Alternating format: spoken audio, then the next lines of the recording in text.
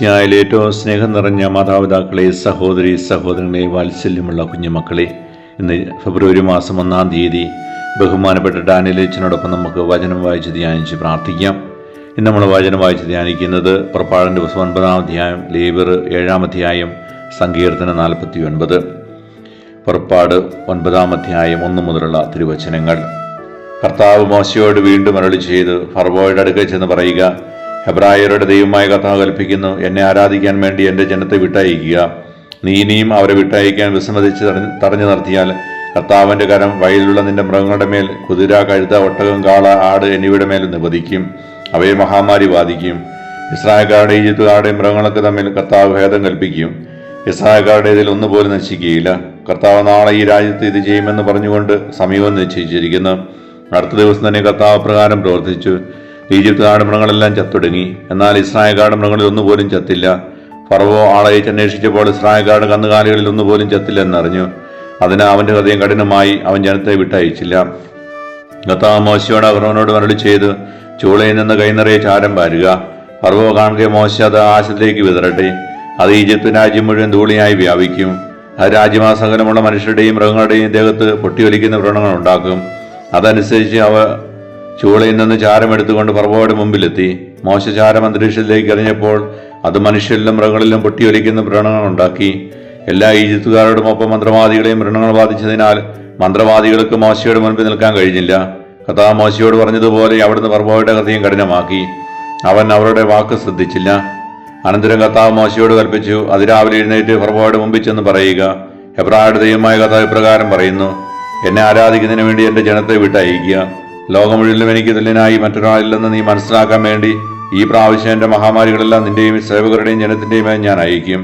ഞാൻ കരം നീട്ടി നിന്നെയും ജനത്തെയും മഹാമാരിയിൽ പ്രവചിച്ചിരുന്നെങ്കിൽ നീ ഇതിനകം ഭൂമിയിൽ നിന്ന് തുടച്ചു നീക്കപ്പെടുമായിരുന്നു. എൻ്റെ ശക്തി നിനക്ക് കാണിച്ചു തരാനും അങ്ങനെ എൻ്റെ നാമം ലോകം മുഴുവൻ പ്രഘോഷിക്കപ്പെടുവാനും വേണ്ടിയാണ് ഞാൻ നിന്നെ ജീവിക്കാൻ അനുവദിച്ചത്.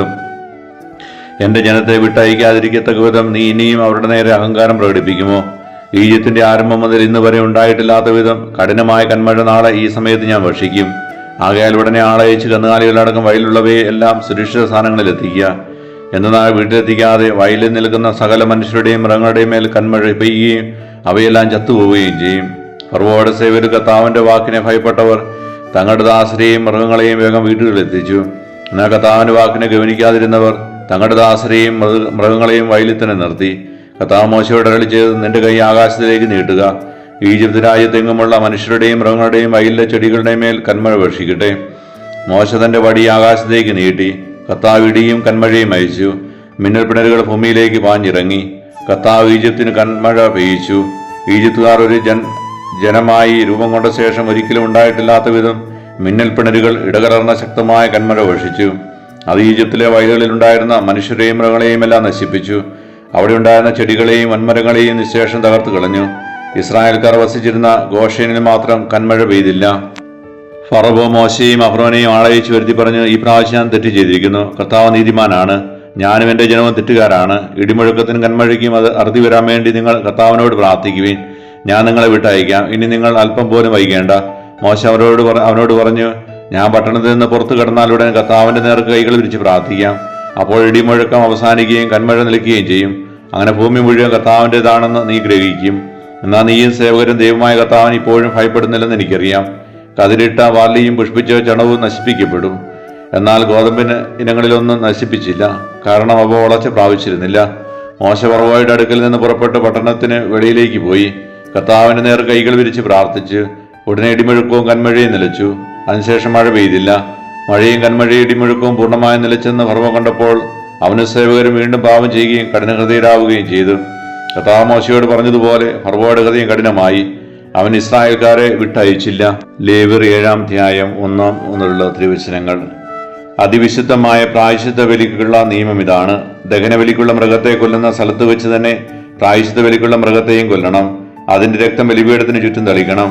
അതിന്റെ മേധസ് മുഴുവനും ആന്തരികാവയവങ്ങളെ പൊതിഞ്ഞിരിക്കുന്നതും അരക്കെട്ടിനോട് ചേർന്നുള്ള വൃക്കകളിലുള്ളതും ഇരുവൃക്കകളും കൊഴുത്ത പാലും കരലിന്മേലുള്ള നെയ്വലയും എടുക്കണം. പുരോഹിതൻ അവ കർത്താവിനായ ബലിപീഠത്തിൽ വെച്ച് ദഹിപ്പിക്കണം. ഇത് പ്രായശ്ചിത്ത ബലിയാണ്. പുരോഹിത വംശത്തിൽപ്പെട്ട എല്ലാ പുരുഷന്മാർക്കും അത് ഭക്ഷിക്കാം. വിശുദ്ധ സ്ഥലത്ത് വെച്ച് വേണം അത് ഭക്ഷിക്കുവാൻ. അത് അതിവിശുദ്ധമാണ്. പ്രായശ്ചിത്ത ബലി പാപപരിഹാര ബലി പോലെ തന്നെയാണ്. അവയുടെ നിയമം ഒന്നു തന്നെ. ബലിവസ്തു പരിഹാര കർമ്മം ചെയ്യുന്ന പുരോഹിതനുള്ളതാണ്. ആർക്കെങ്കിലും വേണ്ടി ദഹനബലിയെ അർപ്പിക്കപ്പെടുന്ന മൃഗത്തിന്റെ തുകൽ ബലിയർപ്പിക്കുന്ന പുരോഹിതനുള്ളതാണ്. അടുപ്പിലോ ഉരുളിയിലോ വറചട്ടിയിലോ പാകപ്പെടുത്തിയ ധാന്യബലി വസ്തുക്കളെല്ലാം ബലിയർപ്പിക്കുന്ന പുരോഹിതനുള്ളതാണ്. എണ്ണ ചേർത്തതും ചേർക്കാത്തതുമായ എല്ലാ ധാന്യബലി വസ്തുക്കളും അഹ്റോന്റെ പുത്രന്മാർക്ക് എല്ലാവർക്കും ഒന്നുപോലെ അവകാശപ്പെട്ടതാണ്.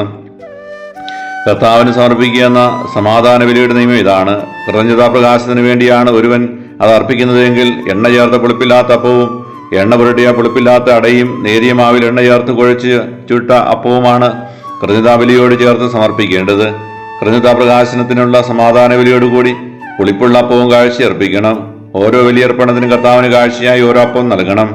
അത് സമാധാന ബലിമൃഗത്തിന്റെ രക്തം തളിക്കുന്ന പുരോഹിതനുള്ളതാണ്. കൃതജ്ഞതാപ്രകാശത്തിനുള്ള സമാധാന ബലിമൃഗത്തിന്റെ മാംസം ബലിയർപ്പിക്കുന്ന ദിവസം തന്നെ ഭക്ഷിക്കണം. അതിലോട്ട് പ്രഭാതം വരെ ബാക്കി വയ്ക്കരുത്. എന്നാൽ ബലി നേർച്ചയോ സ്വാവിഷ്ട കാഴ്ചയോ ആയിട്ടാണ് അർപ്പിക്കുന്നതെങ്കിൽ അർപ്പിക്കുന്ന ദിവസം തന്നെ അത് ഭക്ഷിക്കണം. അവശേഷിക്കുന്നത് പിറ്റേ ദിവസം ഭക്ഷിക്കാം. ബലിമൃഗത്തിന്റെ മാംസം 3-ാം ദിവസവും അവശേഷിക്കുന്നുവെങ്കിൽ അത് അഗ്നിയിൽ ദഹിപ്പിക്കണം. സമാധാന ബലിയുടെ മാംസം 3-ാം ദിവസം ഭക്ഷിക്കുകയാണെങ്കിൽ ബലി സ്വീകരിക്കപ്പെടുകയില്ല. സമർപ്പകന് അതിന്റെ ഫലം ലഭിക്കുകയുമില്ല.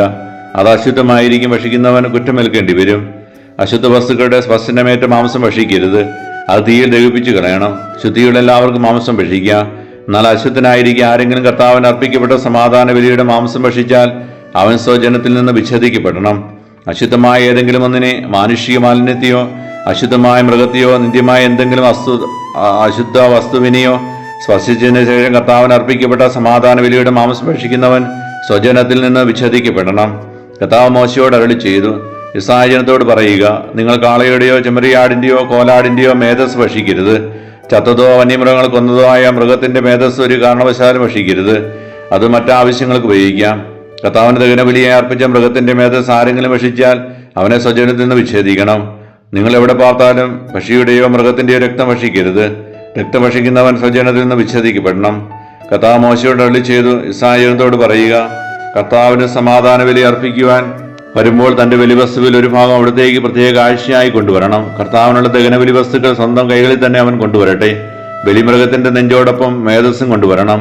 നെഞ്ച് അവിടുത്തെ മുമ്പിൽ നീരാജനം ചെയ്യണം. മേധസ് പുരോഹിതൻ ബലിപീഠത്തിൽ വെച്ച് ദഹിപ്പിക്കണം. എന്നാൽ നെഞ്ച് അഹ്റോനും പുത്രന്മാർക്കും ഉള്ളതാണ്. സമാധാന ബലിക്കുള്ള മൃഗത്തിന്റെ വലത്തെ കുറക് പ്രത്യേക കാഴ്ചയായി പുരോഹിതന് നൽകണം.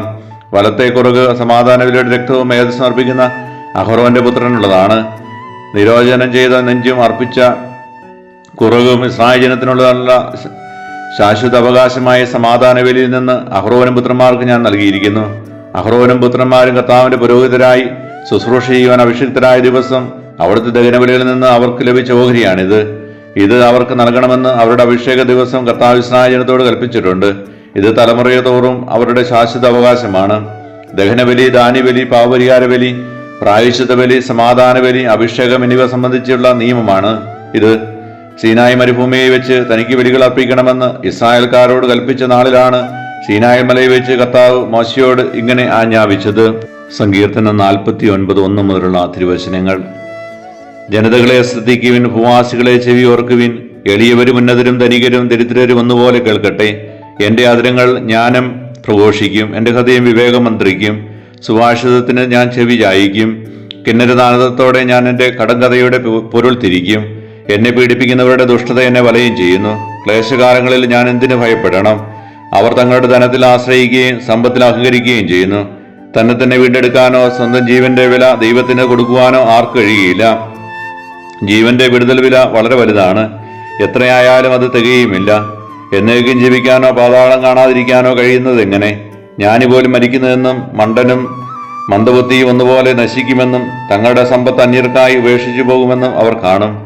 ദേശങ്ങൾ സ്വന്തമെന്ന് അവകാശപ്പെട്ടെങ്കിലും ശവകുടീരങ്ങളായിരിക്കും അവരുടെ നിത്യവസതി. തലമുറകളോളം അവരുടെ വാസസ്ഥാനം. മനുഷ്യൻ തന്റെ പ്രതാപത്തിൽ നിലനിൽക്കുകയില്ല. മൃഗങ്ങളെപ്പോലെ അവന് നശിച്ചു പോകും. വിവേകമറ്റ ആത്മവിശ്വാസം പുലർത്തുന്നവരുടെ വിധിയും തങ്ങളുടെ സമ്പത്തിൽ ആനന്ദിക്കുന്നവരുടെ അവസാനവും ഇത് തന്നെ. ആടുകളെപ്പോലെ അവർ മരണത്തിന് വിധിക്കപ്പെട്ടവരാണ്. മൃദുവായിരിക്കും അവരുടെ ഇടയൻ. നേരെ ശവക്കുഴിയിലേക്ക് അവർ താഴും. അവരുടെ രൂപം അഴിഞ്ഞു പോകും. പാതാളമായിരിക്കും അവരുടെ പാർപ്പിടം. എന്നാൽ ദൈവം എന്റെ പ്രാണനെ പാതാളത്തിന്റെ പിടിയിൽ നിന്ന് വീണ്ടെടുക്കും. അവിടെ തന്നെ സ്വീകരിക്കും. ഒരുവൻ സമ്പന്നാകുമ്പോഴും അവന്റെ ഭവനത്തിന്റെ മഹത്വം വർദ്ധിക്കുമ്പോഴും നീ ഭയപ്പെടേണ്ട. അവൻ മരിക്കുമ്പോൾ ഒന്നും കൂടെ കൊണ്ടുപോവുകയില്ല. അവന്റെ മഹത്വം അവനെ അനുഗമിക്കുകയില്ല. ജീവിതകാലത്ത് സന്തോഷം എന്ന് കരുതിയെങ്കിലും അവന്റെ ഐശ്വര്യം കണ്ട് ആളുകൾ അവനെ സ്തുതിച്ചെങ്കിലും അവൻ തന്റെ പിതാക്കന്മാരോട് ചേരും. ഇനിമേൽ അവൻ പ്രകാശം കാണുകയില്ല. മനുഷ്യൻ തന്റെ പ്രതാപത്തിൽ നിലനിൽക്കുകയില്ല. മൃഗങ്ങളെ പോലെ അവൻ നശിച്ചു പോകും. നമ്മുടെ കർത്താവായ മിശിഹായിക്ക് സ്തുതി.